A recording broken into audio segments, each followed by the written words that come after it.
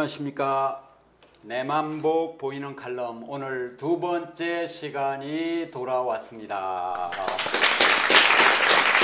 오늘은 박근혜 정부의 그 공약을 어떻게 실현하는가 하는 그 공약 가계부 발표가 있었습니다. 이제 그 발표에 대해서 프레시안의 오건호 위원장님께서 이제 칼럼을 쓰셨는데 오건호 위원장님을 먼저 소개하겠습니다. 위원장님 안녕하세요. 예, 안녕하세요. 반갑습니다.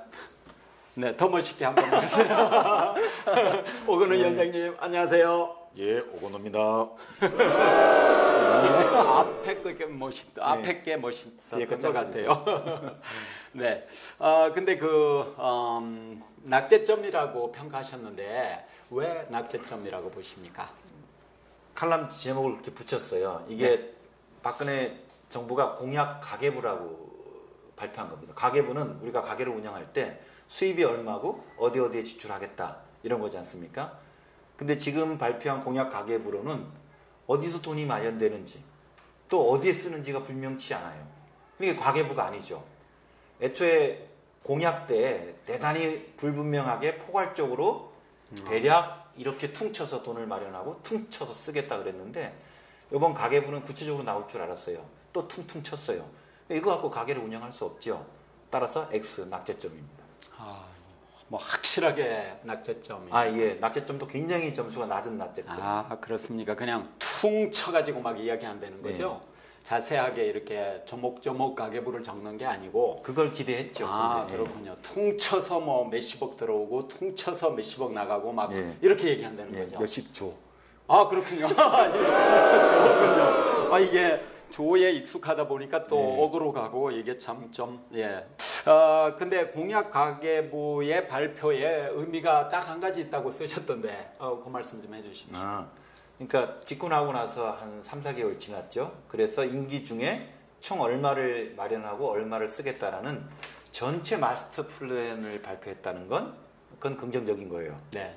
그리고 그 박근혜 정부 문서에도 앞에 딱 있습니다. 역대 정부 최초로 가계부를 냈다. 네. 그거는 이제 박수 쳐줄 일인데 문제는 그만큼 시대가 바뀐 겁니다. 네. 지난 2012년 작년 대선 때 복지 민심이 타오르니까 모든 후보들이 그래서 이런 데 복지를 늘리겠다. 그리고 이렇게 돈을 마련하겠다라고 해서 다 발표했어요. 그러니까 이번 2013년은 박근혜 정부가 아니고 어떤 후보가 당선됐더라도 이 로드맵을 발표했었어야 되죠. 그만큼 우리의 민심의 수위가 높아진 겁니다. 그러니까 이거를 자랑하니까 오히려 좀 민망하더라고요. 당연한 일이죠. 당연한 일인데 막 자랑을 한다는 거죠. 근데 이제 내용을 보니까 뻥 비었더라 이런 말씀이시죠.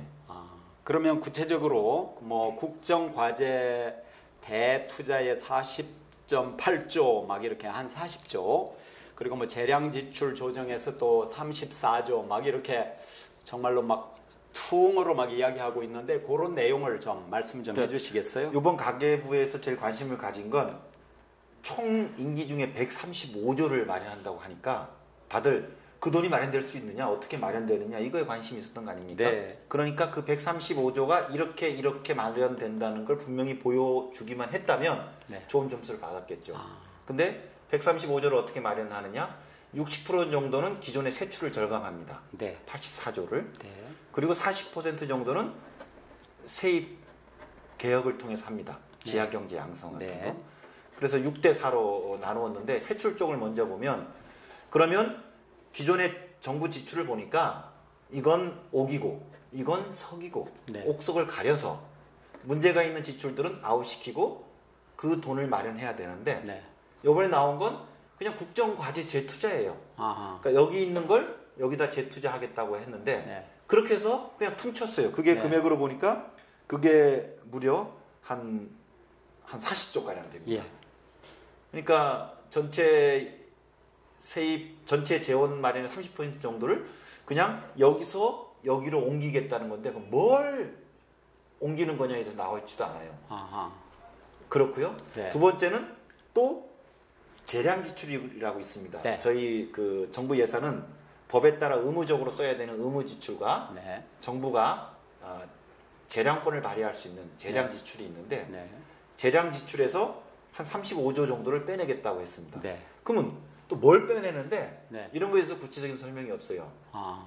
딱 하나 설명이 있었습니다.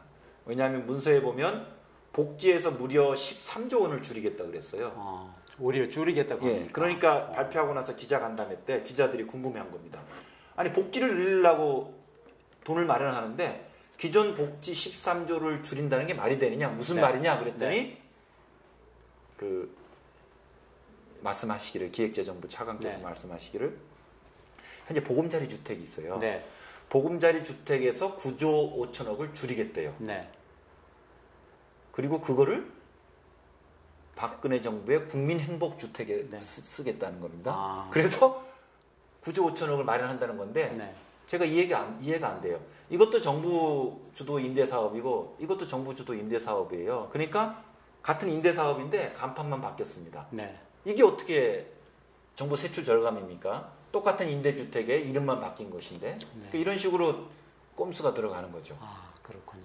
그리고 아까 국정과제 재투자도 통으로 40조라 그랬는데 다른 거 조금 계산하고 남는 돈이 40조인 것 같아요. 네. 이거를 그냥 통으로 했고 이 40조도 임기 말에 갈수록 금액이 커요. 네. 그러니까 지금 당장 마련하는 게 아니고 네. 이걸 보면서 아직도 이 정부가 재원을 마련할 수 있는 방안을 못 만들었구나. 네. 이렇게 판단이 들었고요. 또 하나가 이제 세입 확충인데 네. 세입 확충은 두 가지입니다. 네. 지하경제 양성화 이게 제일 커요. 지하경제 양성화에서 뭐 무려 27조를 27조. 마련하겠다고. 연 네. 6조에서 7조 원 정도인데 어떻게 마련하느냐? 똑같아요. 고의적인 탄로 소득을 잡아내겠답니다. 그리고 현금 영수증 의무 그 발행을 강화하고 네. 금융 정보를 서로 소통하겠대요. 네. 그럼 지금까지 안 했습니까? 그거 다 했던 거지요. 네. 그러니까 실제로 그거에서 과거와 무엇이 달라지는지 그래서 어떻게 돈이 마련되는지에 대한 설명이었고 과거 걸 그대로 답습하고 있습니다. 단지 새로운 용어 지하경제 양성화라는 말만 등장했을 뿐이지 그 내용이었고요. 그럼 또 하나가 지금 깎아주는 비과세 감면을 축소하는 겁니다. 네. 그것도 뭘 줄인다고 얘기를 해야지 그냥 퉁 쳐서 연 4조 원 정도 줄이겠다 그랬어요. 그러니까 이건 가계부가 아니죠. 그 전에 포괄적으로 냈던 공약하고 지금 엇비슷해요. 지금 선거 끝나고 6개월이 지났는데 6개월 동안 뭐 했습니까 도대체? 그럼 포괄적으로 공약한 거를 그냥 재탕해서 다시 얘기하는 거하고 뭐 별반 다르지 않겠네요. 그러면 그때 그거 하나는 지켰죠. 가계부를 내겠다고. 그 가계부를 냈는데 이게 가계부가 아니라는 겁니다. 가계부가? 애초에 이거는요. 예. 인수위원회 때 내야 될 문서였어요. 네. 인수위원회가 공약을 이제 우리가 국정을 책임 맡았으니 어떻게 이행하겠다는 이행 방안을 내는 거잖아요. 근데 인수위원회 때요. 공약 재원 방안에 대해서는 토론조차도 못했어요. 그렇습니다. 시간은 잡아놨었는데 네. 그게 취소됐습니다. 네. 기획재정부에서 문서를 가져오지 않아서. 그 기재부는 왜 안 가져오는 겁니까? 기재부는 억울하지요. 박근혜 캠프에서 135조 불러놓고 네. 왜 돈은 캠프에 참여하지도 않은 기획재정부한테 마련하라고 합니까? 근데 기획재정부 입장에서는 아무리 머리를 쥐어짜도 그 방안이 안 나오니까 인수위원회 때 보고를 못한 거예요. 그래서 박근혜 정부가 그럼 시간을 더 주겠다. 네. 5월까지 마련해라. 네.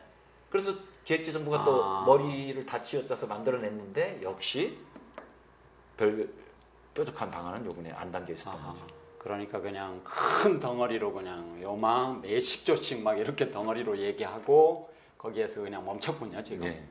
그 앞으로 그러면 그런 안이 뭐 구체적으로 가계부 안이 나올 가능성이 지금보다는 구체적으로 나오겠죠. 나오는데 지금 정부가 명확하게 제시하지 못하는 이유는 네. 애초에 기대했던 돈이 안 나오기 때문이에요. 그러니까 주저주저하고 발표를 못 하고 있는 건데 결국은 135조를 기존의 박근혜 대통령이 약속한 방안으로 다 마련하지 못할 것 같습니다. 그렇습니까? 지금 그러면 이제 결국은 이제 애초에 약속했던 공약들을 슬금슬금 줄여가야죠. 그 방법밖에 없는 겁니까? 기초노령연금 줄였죠. 4대 중증질환 줄였죠. 네. 저임금 노동자 사회보험료 전액 지원하겠다고 또 줄였죠. 그 50% 예전의 안으로 그냥 돌아가는 내용이죠 사실상. 그러니까 4대 중증질환도요. 후보 토론회 때는 1조 5천억 든다고 얘기했어요. 네. 그러다가 문재인 후보나 야권에서 4대 중증질환인을 국가 책임하려면 3조 6천억이 든다. 네. 박근혜 후보 1조 5천억 너무 작게 잡은 거 아닙니까? 아닙니다. 우리 1조 5천억으로 다 한다 그랬습니다. 그걸로 충분하다고 얘기했죠. 이번 공약 가계부에서 몇 가지가 구체적인 숫자가 하나 들어갔는데 4대 중증 질환은 워낙 사회적 쟁점이 되니까 그건 집어넣었어요. 네. 연 5천억으로 하겠답니다. 네. 아니 4대 중증 질환은 엄연하게 정해져 있는 건데 갑자기 6개월 만에 4대 중증 질환을 국가가 책임하는데 선거 때는 1조 5천억 갖고 돈이 든다 그랬다가 요번엔 또 5천억으로 줄었어요. 갑자기 4대 중증 질환 환자가 줄었으니까. 그럼 무려 1조가 어디로 증발했네요, 그러면. 그러니까 이제 공약 슬림하죠. 돈을 많이 하지 못하니까 그만큼 애초 약속했던 공약을 자꾸 이렇게 엮어가지고 줄이는 겁니다. 네. 그래서 요번에 4대 중증 질환이 또 팍 내려앉았어요. 그러니까 박근혜 정부가 뭐 큰 거 하나 발표할 때마다 공약이 축축축 축소되고 있습니다.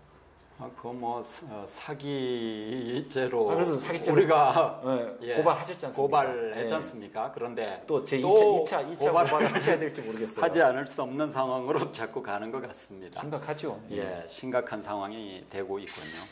지하경제를 양성화하는데 뭐 매년 6, 7조를 마련한다고 하는데 그거는 어떻게 좀 뭐 반이라도 마련을 하긴 할 수 있을 것 같습니다. 사실 이건 아무도 몰라요. 네. 한번 지하경제 규모가 얼마인지조차도 몰라요. 우리 상태가 그런 겁니다. 그렇습니다. 그러니까 근데 기초노령연금을 2배 주겠다, 무상보육, 양육수당을 주겠다라는 건 눈에 보이는 현금으로 확정된 지출이지 않습니까? 네. 근데 그 방안은 지하경제를 파겠다는 거예요. 네. 세출은 분명한데 네. 세입은 아주 애매모호하다는 거예요. 그래서 지하경제 양성화해야죠.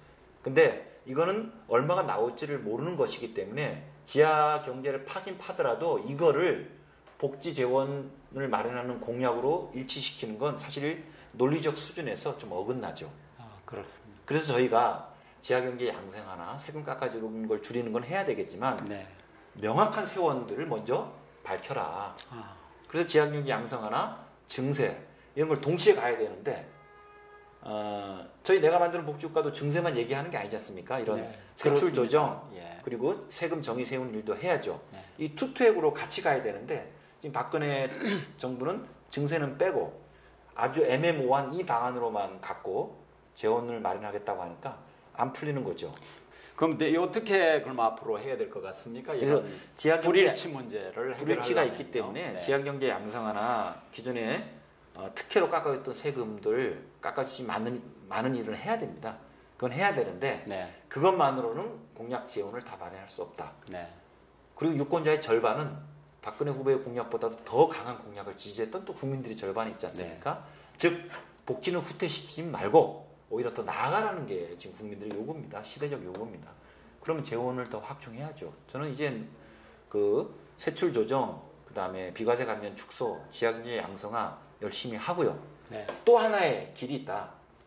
증세를 국민들한테 제한하라. 그러면 저희 내가 만든 복지국가 있지 않습니까? 저희들하고 손 잡고 국민들하고 증세 이거 손 잡으면 안 되나요? 찡그러 주신 것 같아. 그래서 이제 국민하고 손을 잡아야 되겠죠. 그래서 증세에 대해서도 논의를 하자. 그리고 증세를 하게 되면 아무래도 중간계층이 일부 내더라도 가진 사람들, 대기업들이 더 내겠죠. 아마 그게 두려워서 부담스러워서 증세 제한을 안 하시는데 증세합시다. 그래야지만이 국민들의 바람, 시대적 요구인 복지 확충을 제대로 이룰 수 있습니다. 그게 빠졌어요. 그러니까 공약 가계부가 헛도는 거죠. 그러니까 사실은 이제 내만복이 강력히 주장하는 사회복지세, 소득별 보편 증세에 따른 사회복지세를 신설해서 연 평균 20조 원 상당한 돈을 마련하고 건강보험도 하나로 통해서 연 14조 원을 마련해서 34조 플러스 또 세금 정의해가지고 이제 뭐 1이 10조 이렇게 하면은 일단 이게 복지 공약을 제대로 이행할 수 있고 또 복지국가 길로 나갈 수도 있다. 그렇죠. 그러니까 박근혜 정부는 복지 공약은 걸고 재원은 없고 이 불일치에 지금 덫에 빠져 있어요. 그래서 내가 만드는 복지국가가 또 찡그리실 겁니까? 출구 전략을 제시해 드리는 겁니다. 자꾸 복지 줄이는 꼼수 하지 말고 정정당당하게 지하경제 양성하고 세출 절감하고 또 세금도 더 내자. 이게 지금 박근혜 정부의 출구 전략입니다. 저희들 제안대로 꼭 해주세요. 그렇게만 하면 길이 보일 것 보입니다. 같군요. 확실합니까? 아, 그럼요. 그리고 안 하시면 내만 보기 혼내주고 저희가 앞장서서 그 길을 닦을 겁니다. 아, 그렇습니까? 우리 또 내만 보기 원장님이 힘있게 말씀을 지금 해주셨습니다. 그 저번에 너무 길었다는 그런 평이 좀 있었습니다. 근데 또 재미는 있다고 그래요.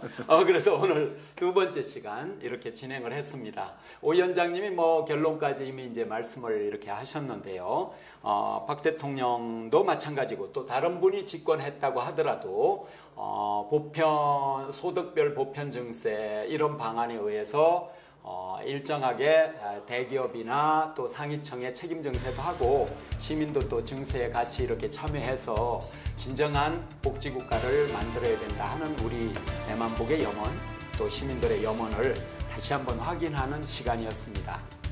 오늘 귀한 말씀해 주신 오 위원장님 뭐 마지막으로 한마디 더 하고 싶은 없습니까? 감사합니다. 반갑습니다. 감사합니다. 마치겠습니다.